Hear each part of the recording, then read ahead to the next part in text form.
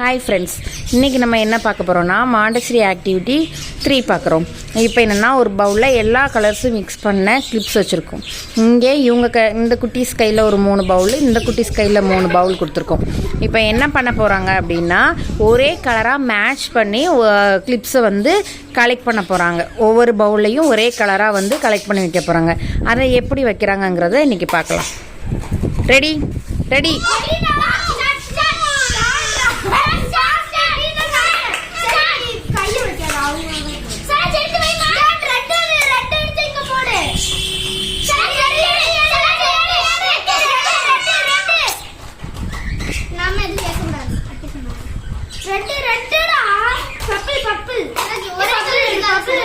John ஒவ்வொரு கிளிப்பாக எடுக்கணும்.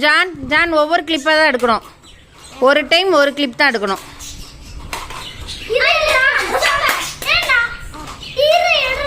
சாம் கையை உள்ள விடாத.